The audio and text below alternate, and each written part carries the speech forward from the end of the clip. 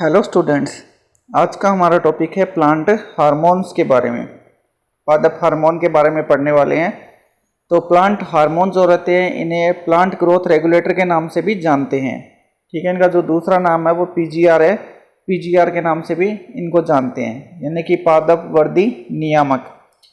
जो पीजीआर होते हैं उन्हें ग्रोथ फैक्टर के नाम से भी जानते हैं, वृद्धि कारक भी बोलते हैं, ग्रोथ सबस्टेंस यानी कि वृद्धि करने वाला पदार्थ उसके नाम से भी जानते हैं, ग्रोथ हार्मोन वृद्धि हार्मोन के नाम से भी जानते हैं और फाइटो हार्मोन्स के नाम से भी जानते हैं। ठीक है, फाइटो हार्मोन्स भी बोलते हैं इनको। अब जो पीजीआर होते हैं वो दो प्रकार के होते हैं, एक तो ग्रोथ प्रमोटर होते हैं और दूसरा ग्रोथ इनहिबिटर्स होते हैं। ग्रोथ प्रमोटर जैसे आप समझ सकते हो कि वृद्धि प्रवर्धक होते हैं, यानी कि जो वृद्धि को बढ़ाने वाले हार्मोन होते हैं, जो ग्रोथ हार्मोन होते हैं वो ग्रोथ प्रमोटर कहलाते हैं। दूसरा जो है वो ग्रोथ इनहिबिटर है। इनहिबिटर का मतलब होता है वृद्धि को रोकना। तो जो हार्मोन वृद्धि को रोकते हैं वो ग्रोथ इनहिबिटर्स कहलाते हैं। तो पीजीआर दो तरीके के हैं, ग्रोथ प्रमोटर और ग्रोथ इनहिबिटर्स। हमें जो वृद्धि प्रवर्धक या ग्रोथ प्रमोटर पढ़ने हैं उनमें ऑक्सिन हमें पढ़ना है, साइटोकाइनिन के बारे में पढ़ना है और जिबरेलिन के बारे में पढ़ना है। दूसरे जो ग्रोथ इनहिबिटर्स या जो वृद्धि संदमक हार्मोन होते हैं उनमें इथाइलिन है, एब्सिसिक एसिड है, इसे शॉर्ट में एबीए के नाम से भी जानते हैं। अब ये जो पीजीआर होते हैं इनका फंक्शन क्या होता है, ये काम क्या करते हैं? तो जो पीजीआर होते हैं वो सेल डिवीजन का काम करते हैं, यानी कि कोशिकाओं में विभाजन जो होता है उसको प्रेरित करने का काम करते हैं। दूसरा ये सेल इलोंगेशन का काम करते हैं, यानी कि कोशिकाओं की लंबाई बढ़ाने का काम करते हैं। तीसरा फॉर्मेशन ऑफ लीव्स, फ्लोर्स और फ्रूट, तो फूल, फल, पत्तियां, इनके निर्माण को, इनके बनने को ये प्रेरित करते हैं। फिर आता है डोमिनेंस, यानी कि प्रभाविता। तो जो लक्षण प्रभावी होते हैं उनको अपीयर करने में ये हेल्प करते हैं। ट्यूबर्स के निर्माण में, जैसे रूट्स होती हैं तो रूट्स की में इस तरह से छोटी छोटी गांठें बन जाती है। ठीक है, जैसे आपने चने के प्लांट्स में देखा होगा छोटी छोटी गांठें बन जाती है। ये जो गांठें होती है ट्यूबर्स कहलाती है। तो ये ट्यूबर्स के बनने को भी प्रेरित करते हैं। फिर रेस्पायरेशन में, जैसे ऑक्सीजन को ग्रहण करने में या CO2 को ग्रहण करने में, ठीक है, O2 CO2 के निकलने में, O2 CO2 को ग्रहण करने में, तो ये रेस्पायरेशन में मदद करते हैं, हेल्प करते हैं। तो इनके मेन फंक्शन है सेल डिवीजन का, सेल एलोंगेशन का, formation of leaves, floor and fruit, dominance का, ट्यूबर्स के निर्माण का और रेस्पायरेशन में ये हेल्प करते हैं। 1948 में पिंकस और थीमन नाम के वैज्ञानिक थे। उन्होंने बताया कि जो प्लांट हार्मोन्स होते हैं वो ऑर्गेनिक कंपाउंड होते हैं। ठीक है, कार्बनिक पदार्थ होते हैं और ये नेचुरली हायर जो प्लांट्स होते हैं उनके अंदर बनते हैं। ठीक है, प्लांट हार्मोन ऑर्गेनिक कंपाउंड्स होते हैं और ये नेचुरली हायर फैमिली के जो प्लांट्स होते हैं उनके अंदर बनते हैं। जिस स्थान पर ये बनते हैं, जिस जगह पर ये बनते हैं, उस जगह से अलग जाकर ये अपना प्रभाव दिखाते हैं, अपना इफेक्ट दिखाते हैं। ठीक है, तो जिस जगह पे मान लो कोई हार्मोन जो है वो एपेक्स में बन रहा है, ठीक है ना, किसी पौधे के ऊपर वाले भाग में बन रहा है, तो ये यहाँ पर प्रभाव नहीं दिखाकर किसी पौधे के किसी दूसरी जगह पर ये अपना प्रभाव दिखाएगा। जैसे मान लो अगर एपेक्स में बन रहा है तो ये रूट्स में जाकर अपना प्रभाव दिखाएगा, या फ्रूट्स में अपना प्रभाव दिखाएगा, या लीव्स पर प्रभाव दिखाएगा। तो हार्मोन्स जिस जगह पर बनते हैं उस जगह से अलग जाकर ये क्या करते हैं, अपना इफेक्ट डालते हैं। और इनका जो यूज होता है वो बहुत कम मात्रा में किया जाता है, बहुत कम मात्रा में इनका प्रयोग किया जाता है। ठीक है, अगर ज़्यादा मात्रा में इनका यूज करेंगे तो ये टॉक्सिक हो जाते हैं, यानी कि हानिकारक हो जाते हैं, जहरीले हो जाते हैं। तो पीजीआर के कैरेक्टर्स क्या होते हैं, इनकी विशेषताएं क्या होती है? तो पीजीआर की एक मुख्य मेन जो कैरेक्टर है वो ये ऑर्गेनिक कंपाउंड है, कार्बनिक यौगिक है। दूसरा, रूट शूट और लीव्स के ये एपेक्स वाले पोर्शन पर बनते हैं। ठीक है ना, जड़ तना और पत्तियों के ऊपर वाला जो भाग होता है, शीर्ष का जो पोर्शन होता है वहाँ पर इनका निर्माण होता है। फ्लोएम के द्वारा इनकी मूवमेंट होती है। ठीक है, इनको लाने ले जाने का काम कौन करता है? फ्लोएम करता है। और ये बहुत कम मात्रा में यूज किए जाते हैं। अगर ज़्यादा मात्रा में इनका यूज करेंगे तो ये टॉक्सिक हो जाते हैं, जहरीले हो जाते हैं। और केमिकल मेथड के द्वारा इनको प्लांट से बाहर निकाला जा सकता है, अलग किया जा सकता है। ठीक है, तो प्लांट से सेपरेट करना हो तो केमिकल मेथड या केमिकल ट्रीटमेंट करना पड़ता है, और केमिकल ट्रीटमेंट के जरिए इनको प्लांट से आराम से बाहर निकाल सकते हैं। आज हम जो हार्मोन पढ़ने वाले हैं उसका नाम है ऑक्सिन। ठीक है, तो ऑक्सिन जो हार्मोन है उसके ऊपर सबसे ज़्यादा स्टडी की गई है सबसे ज़्यादा जो अध्ययन है वो ऑक्सीन हार्मोन के ऊपर किया गया है। और ये ऑक्सीन जो होते हैं वो दो प्रकार के होते हैं, एक नेचुरल ऑक्सीन होता है और दूसरा सिंथेटिक ऑक्सीन होता है। नेचुरल का मतलब ये जो ऑक्सीन होते हैं ये प्लांट में अपने आप बनते हैं, और सिंथेटिक जो होते हैं वो लैब के अंदर या इन विट्रो कंडीशन में बनाए जाते हैं, ठीक है ना, लेबोरेटरी में इनका निर्माण किया जाता है। तो नेचुरल प्लांट में अपने आप बन जाते हैं और सिंथेटिक जो होते हैं उनको बाहर से बनाना पड़ता है। अगर इनका केमिकल फॉर्मूला देखें तो नॉर्मल हम एग्जांपल ले रहे हैं, जैसे चार ऑक्सीन का एग्जांपल ले रहे हैं, indole 3 acetic acid, indole 3 acetic acid, इसे IAA के नाम से जानते हैं। और ये क्या है कि नेचुरल ऑक्सीन है। तो यहाँ पे हम नेचुरल ऑक्सीन के कुछ एग्जांपल ले रहे हैं। सबसे पहला इंडोल 3 एसिटिक एसिड, ठीक है। तो यहाँ पे देखो कार्बोक्सिलिक एसिड जुड़ा हुआ रहता है, ठीक है। जो 3 कंडीशन होती है, तीसरे नंबर वाला जो कार्बन होता है उस पर एक कार्बोक्सिलिक ग्रुप जुड़ा हुआ रहता है। दूसरा एग्जाम्पल है इंडोल 3 एसिटाल्डिहाइड, तो इसमें तीसरे नंबर वाले कार्बन पे एल्डिहाइड ग्रुप जुड़ा रहता है। नेक्स्ट जो एग्जाम्पल है वो है इंडोल 3 पायरुविक एसिड, तो तीसरे नंबर वाले कार्बन पे पायरुविक एसिड जुड़ा रहता है। इसके बाद में आता है इंडोल 3 इथेनॉल, ठीक है, तो 3 नंबर कार्बन पे इथेनॉल ग्रुप जुड़ा रहता है। तो ये सब नेचुरल ऑक्सीन के एग्जाम्पल्स हैं।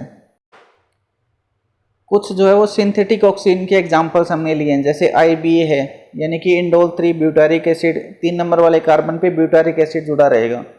अल्फा नेफ्थलीन एसिटिक एसिड, इसी तरह beta naphthalene acetic acid, 2,4 dichlorophenoxy acetic acid और 2,4,5 ट्राइक्लोरोफिनॉक्सी एसिटिक एसिड। तो ये जो एग्जाम्पल है वो किसके हैं, सिंथेटिक ऑक्सीन के एग्जाम्पल हैं।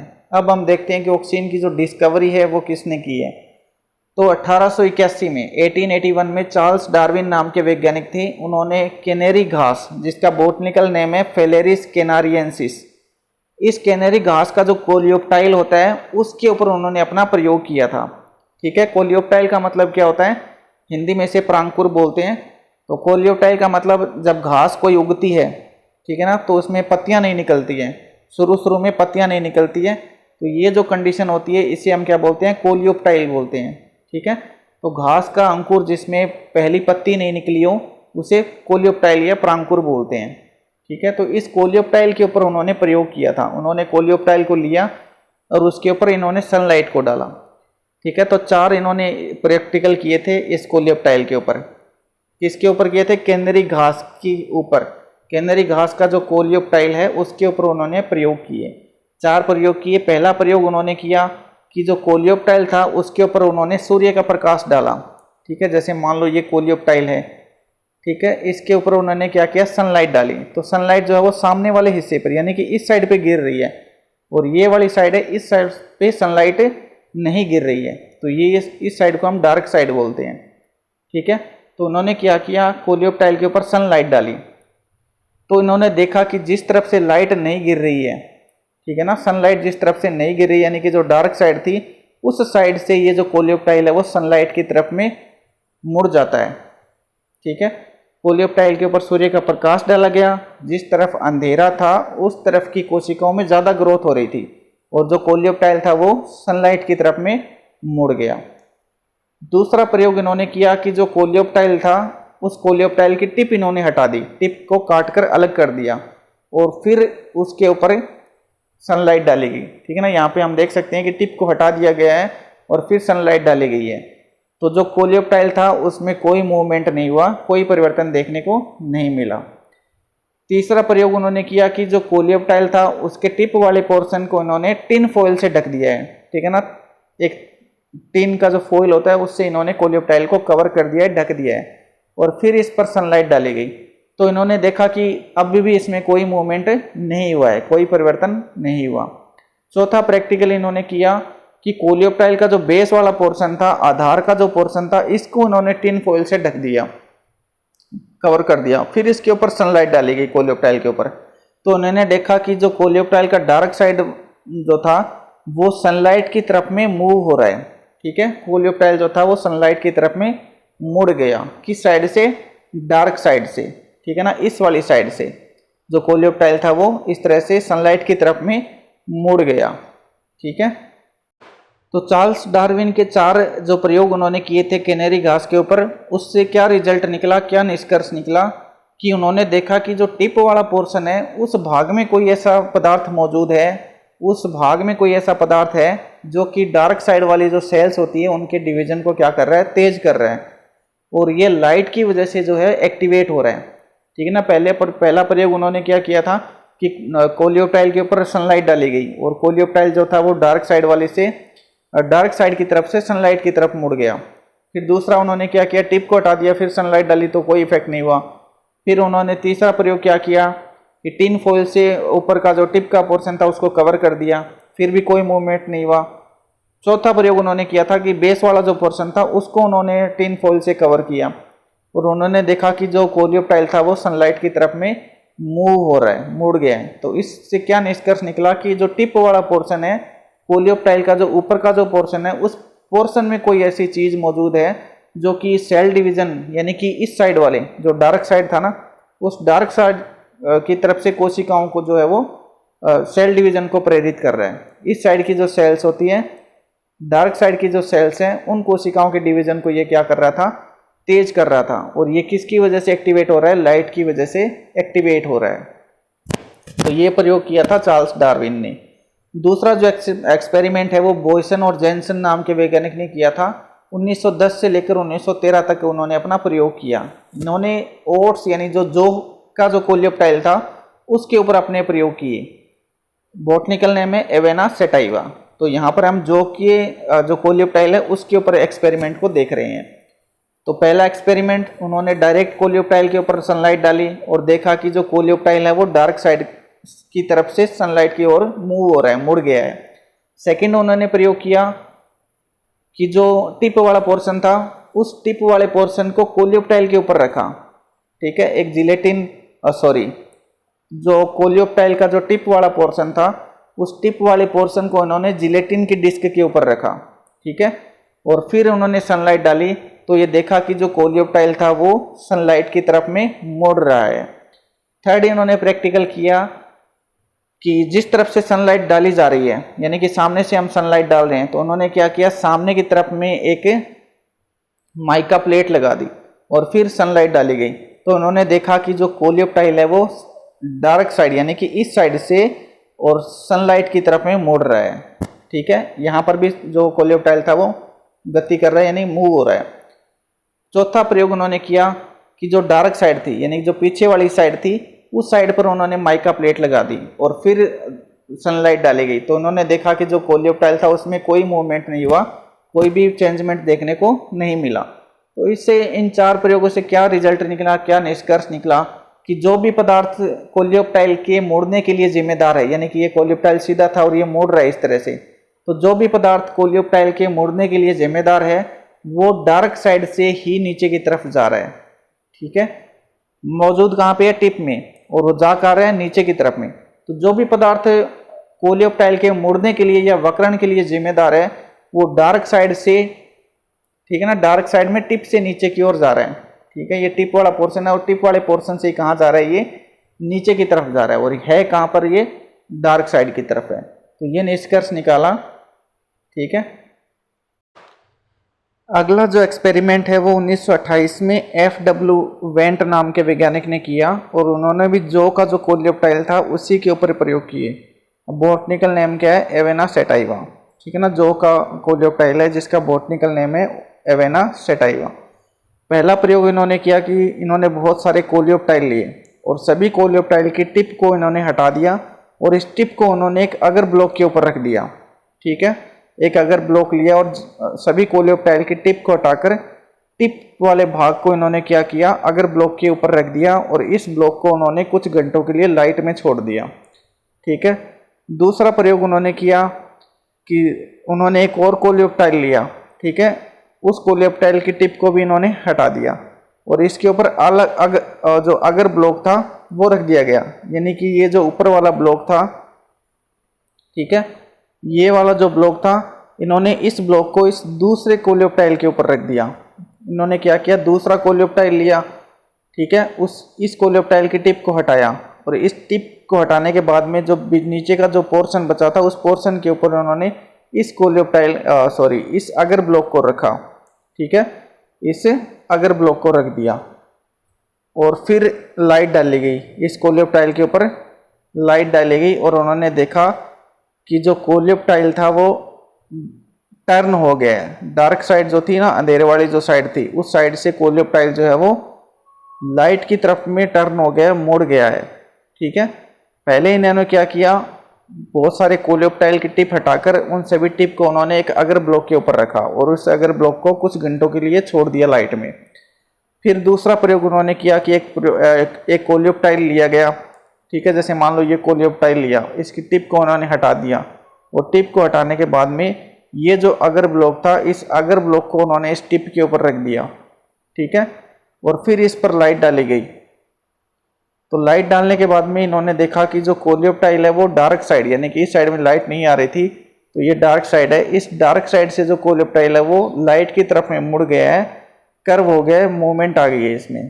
ठीक है, अब इससे रिजल्ट क्या निकला, तो उन्होंने देखा कि जो कुछ भी टिप में था, यानी कि टिप वाले पोर्शन में जो भी चीज़ थी वो अगर ब्लॉक में चली गई। ठीक है, जो भी चीज़ थी टिप में वो अगर ब्लॉक में चली गई और अगर ब्लॉक को जब दूसरे कोलियोप्टाइल के ऊपर रखा गया और उसे जब लाइट मिली तो उन्होंने देखा कि जो डार्क साइड की ग्रोथ है वो फास्ट हो गई है और उसमें कर्व पैदा हो गया है। ठीक है, इन्होंने क्या किया था, बहुत सारे कोलियोप्टाइल की टिप को हटाकर अगर ब्लॉक के ऊपर रखा, फिर उन्होंने एक दूसरा कोलियोप्टाइल लिया, इसकी टिप को हटाया, टिप को हटाने के बाद में इस अगर ब्लॉक को इस टिप के ऊपर रखा गया और फिर इस पर लाइट डाली गई, तो उन्होंने देखा कि जो कोलियोप्टाइल है वो डार्क साइड की तरफ से लाइट की तरफ में मुड़ गया है, कर्व हो गया है। तो इससे रिजल्ट क्या निकला कि जो भी टिप के अंदर मौजूद था वो टिप से कहाँ चला गया, इस अगर ब्लॉक के अंदर चला गया, और जब अगर ब्लॉक को इस कोलियोप्टाइल के ऊपर रखा गया तो कोलियोप्टाइल में मूवमेंट हुई और ये मुड़ गया। ठीक है, तो जो भी टिप में था वो अगर ब्लॉक में चला गया और जब इस अगर ब्लॉक को कोलियोप्टाइल के ऊपर रखा गया और उसे लाइट दी गई तो डार्क साइड वाली जो सेल्स थी उनकी ग्रोथ तेज हो गई और जो कोलियोप्टाइल था वो लाइट की तरफ में मुड़ गया। तो FW पहले ऐसे वैज्ञानिक थे जिन्होंने इस केमिकल जो प्लांट से जो चीज़ अलग की थी उसे ऑक्सिन नाम दिया। ठीक है ना, तो FW ऐसे पहले वैज्ञानिक थे जिन्होंने इस केमिकल को जो कि प्लांट से अलग किया। ठीक है ना, अगर ब्लॉक में जो केमिकल आया या टिप में से जो भी पदार्थ निकला उस पदार्थ को क्या नाम दिया गया, ऑक्सिन नाम दिया गया। तो ऑक्सिन का मतलब होता है टू ग्रो। ठीक है ना, ग्रीक लैंग्वेज में इसे बोलते हैं टू ग्रो, वृद्धि की तरफ बढ़ना। तो इन सब से रिजल्ट क्या निकला, जो भी एक्सपेरिमेंट किए, 3 एक्सपेरिमेंट पहले चार्ल्स डार्विन ने किया, फिर जेनसन बेंसन ने किया, उसके बाद में जब वेंट ने प्रयोग किया, तो इन सभी का क्या रिजल्ट निकला, तो रिजल्ट ये निकला कि ऑक्सीन का जो निर्माण होता है वो टिप के अंदर होता है। ठीक है, ऑक्सीन का जो सिंथेसाइज होता है वो टिप के अंदर होता है, वाटर सोल्यूबल होता है, ऑक्सीन जो है पानी में घुलनशील होता है, सेल डिवीजन को ये तेज कर देता है, डाउनवर्ड मूवमेंट होती है। ठीक है ना, टिप से आधार की तरफ में, टिप से नीचे की तरफ में इसकी मूवमेंट होती है, तो डाउनवर्ड मूवमेंट होती है और ये लाइट में काम नहीं करता है। ठीक है ना, क्योंकि डार्क साइड की तरफ से ये सेल्स मुड़ रही हैं तो ये अंधेरे में काम करने वाला है। Synthesize is inhibited towards light. ठीक है ना, अगर लाइट की तरफ अगर ये बन रहा होता तो इनहिबिटेड हो जाता, यानी कि ये काम नहीं करता। ठीक है, तो सिंथेसाइज यानी कि जिस साइड में लाइट गिर रही है, कोलियोप्टाइल की जिस साइड में लाइट गिर रही थी उस साइड में इसका निर्माण नहीं होता है, तो लाइट गिरने की वजह से क्या होता है, ये इसका निर्माण रुक जाता है। ठीक है, तो इसका निर्माण कहाँ होता है, जहाँ पे डार्क साइड रहती है, जहाँ पे लाइट नहीं गिरती है उस साइड में इसका निर्माण होता है, सिंथेसाइज होता है। तो जहाँ लाइट आ रही है उस साइड में इसका सिंथेसिस रुक जाता है। ठीक है, तो ये सभी प्रयोगों से ये निष्कर्ष निकले, ऑक्सीन का निर्माण जो होता है वो टिप में होता है, वाटर सोल्यूबल होता है, ऑक्सीन सेल डिवीजन को तेज करता है, इसका जो गति होती है वो ऊपर से नीचे की तरफ होती है, और अगर लाइट इस पर गिरती है तो इसका जो सिंथेसाइज या निर्माण हो रहा होता है वो रुक जाता है। ठीक है, तो आज के लिए इतना काफ़ी है। नेक्स्ट वीडियो में हम पढ़ेंगे ऑक्सीन के फिजियोलॉजिकल इफेक्ट क्या पड़ते हैं, कार्यकीय प्रभाव क्या होते हैं पौधों पर। वीडियो अगर अच्छा लगे तो लाइक शेयर और सब्सक्राइब जरूर करें। इससे पहले वाला वीडियो भी देखें ताकि वीडियो आपको लगातार समझ में आए। Thank you.